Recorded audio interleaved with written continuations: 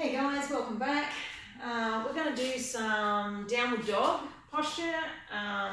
We're going to add a few things into the equation. So we're going to add an extension for you to get a nice workout. Again, we're working the butt and the legs and the thighs and the hamstrings and the quads. But what's beautiful about downward dog when we create this scissor-like extension with our leg is that the shoulders here are getting a nice workout because you're in a sort of almost like a semi-inversion. So you're kind of hanging upside down a little, which then creates further strength in the arms and the forearms. So when you're ready, Sarah, can you come up into downward dog for me, please? Thank you very much. Okay, so I want you to just notice the way Sarah is. She's got this beautiful V shape going on. She's pushing beautifully through the palms of her hands. Her shoulders are nice and flat here. Her head's not sticking out, her ponytail is, but her head's not. And then when you're ready, Sarah, I want you to lift your right leg up into an extension. Beautiful, pointing the toe. Okay, the heel of the left foot's still nice and flat. Now, it's fairly normal for us to wobble in this position. So we just want you to hold it for 3 breaths. And the reason it's normal to wobble is you're standing on one leg, almost in half a handstand. Okay? And then we want you to bend the leg and bring it through. Come up into a high lunge. Nice. And then inhale, one more breath. So, and then stepping forward and exhale to prayer.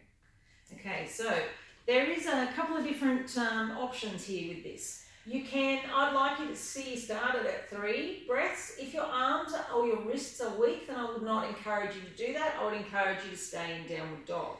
However, if you're feeling good and you'd like to work the shoulders a little bit more, then try the extension and start with 3 breaths, but work up as it feels more comfortable for you.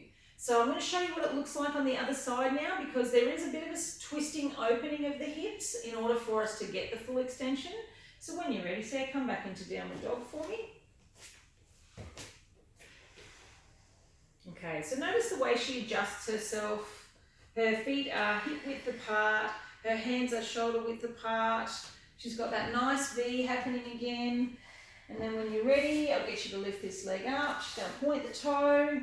Now notice that her hip just opens slightly here in order for that to occur.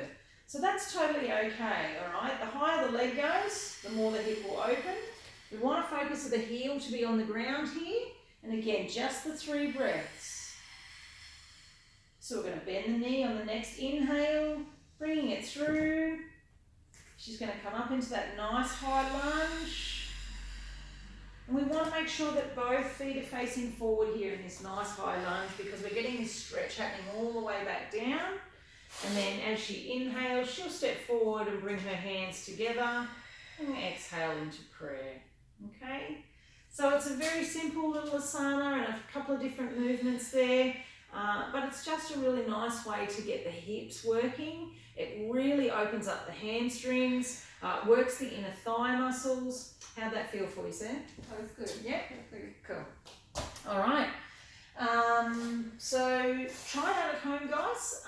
Again, if you're a little uncertain about it, just work with whatever the body's asking of you. I can encourage you that starting with downward dog will lead you into that extension. But wherever you're at is totally fine. So see you in the next video. Namaste.